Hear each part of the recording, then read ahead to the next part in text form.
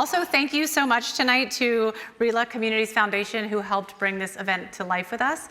Now I'm excited to bring to stage their Executive Director, Lisa LeBruno. Hi, Lisa. Thanks for joining Axios. We get to sit in these comfy chairs. Thank you. Hi, everybody. Are we awake?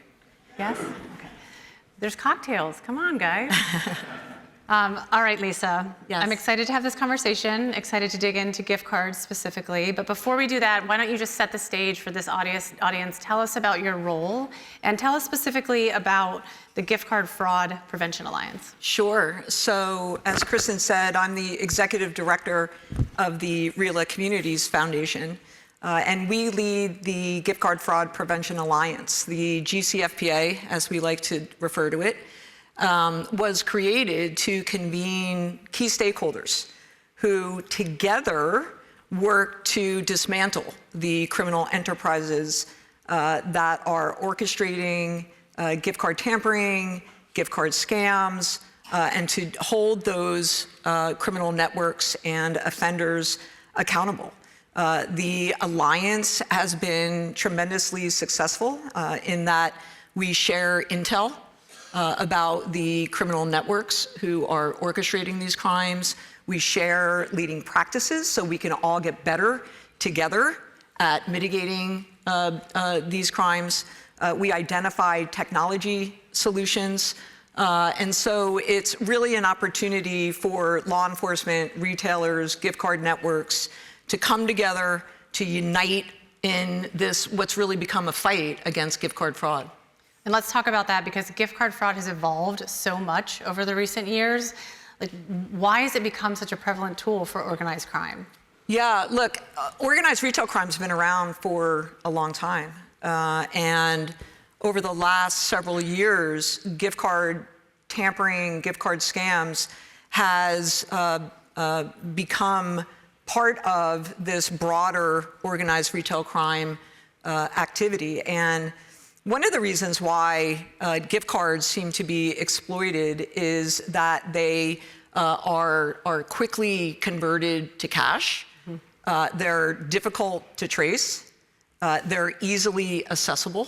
Right. And so gift cards are an attractive tool for criminal networks, for the offenders who work for them, to launder illicit proceeds and to monetize stolen goods.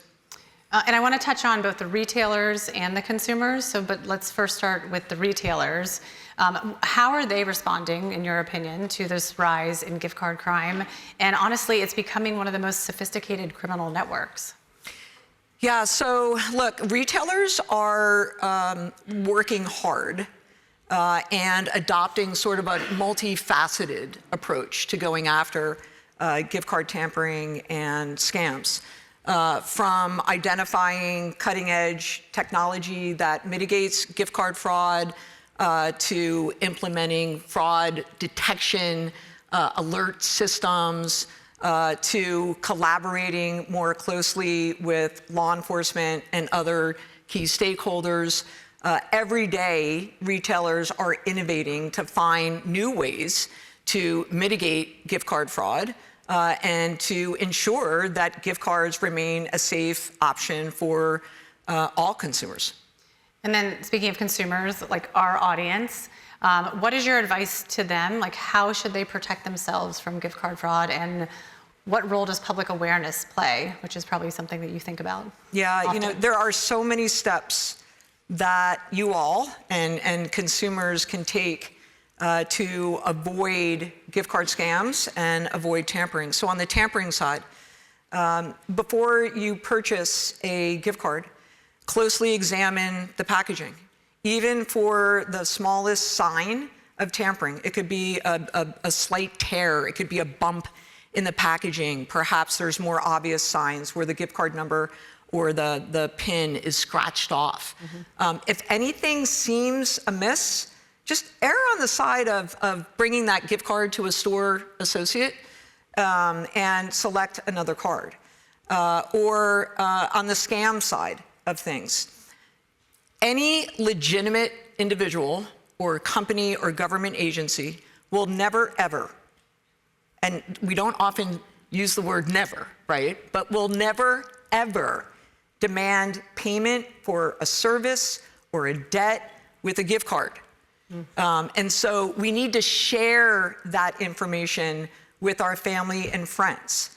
If a stranger makes an unsolicited request, if they say you've got a virus on your computer and you need to go down to the local retailer and get a few gift cards and pay us to get rid of that virus, or you owe a toll debt that you need to pay with a gift card, or you're in arrears with your tax payments, pay the IRS with a gift card. 100% of the time, it is a scam. Don't fall for it. And we need to make sure that we're sharing that with the people in our network. I saw some heads nodding, and I definitely learned something new tonight. You mentioned technology earlier, and I'm sure you think about this every single day, but help us understand what innovative strategies and technologies are actually moving the needle. Yeah, so as I shared, retailers are working hard with their vendor partners and other stakeholders to constantly innovate and test and deploy technologies that can help mitigate gift card fraud. Many of those technologies that retailers are implementing are not obvious to the consumer. And so I wouldn't want to share too much information that would get into the hands of the wrong people. But I can share a few examples. So geolocation technology, and essentially what that does is it prevents the activation of a gift card that shows up in a store other than the store it originated from. Balance inquiry technology. Retailers have gotten very savvy about balance inquiries that are made on gift cards before they're loaded or before they're purchased. And the technology will kill the card to reduce the amount of tampering that can occur. You've got the lock and pegs, the locking pegs that prevents someone from putting a gift card back on the peg after it's been removed. And I think some of the more promising technology relates to chip solutions that essentially eliminate the need for gift card numbers and PINs to be on the gift card. And so I can assure you and consumers across the country that retailers are working diligently each and every day, innovating in all sorts of ways, including from a technology perspective, to ensure that gift cards remain safe, not just leading into the holiday season, but all year round. Right.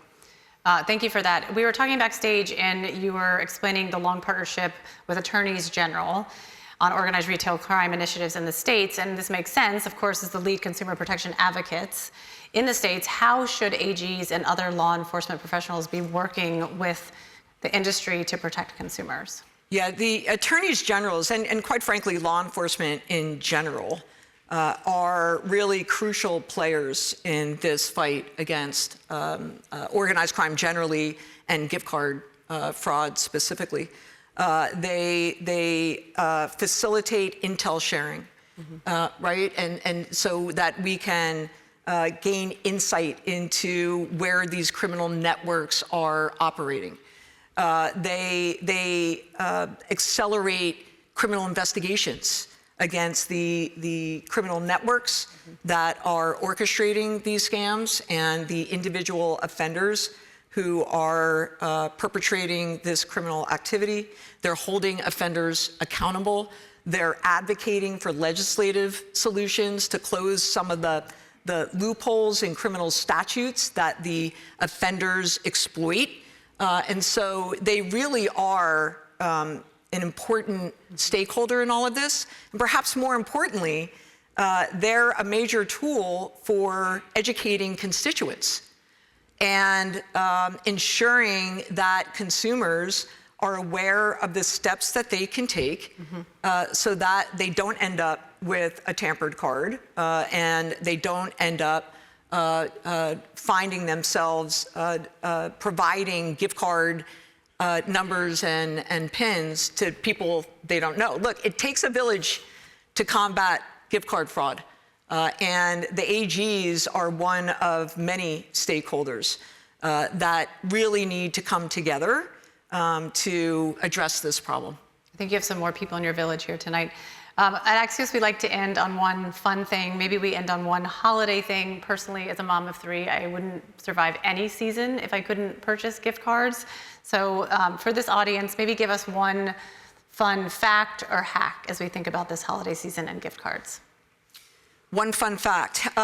So I am a working mom, and gift cards are my lifeline. I don't really have a lot of time or patience, frankly, to do the usual gift shopping.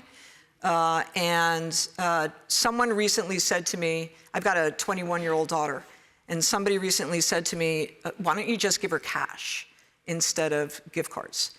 And I said, you know, if I give her cash, she's 21. She's going to go buy gas to get to the liquor store to buy beer. Fair. Okay.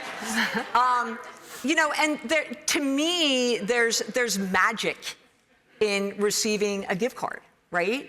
It kind of forces us to buy something for ourselves that's been on our wish list, but we just haven't felt like we need to, you know, buy it for ourselves, right? And that's sort of what the gift giving part of the holiday season. The holiday season is about a lot of things. But from a gift-giving perspective, it's about that joy in treating us to something, you know, that we would not otherwise treat ourselves to. And so gift cards are going to remain my main staple in the house. And you can rest assured that retailers and law enforcement and gift card networks and every other stakeholder in this ecosystem is working very hard behind the scenes to keep the joy in gift cards this holiday season.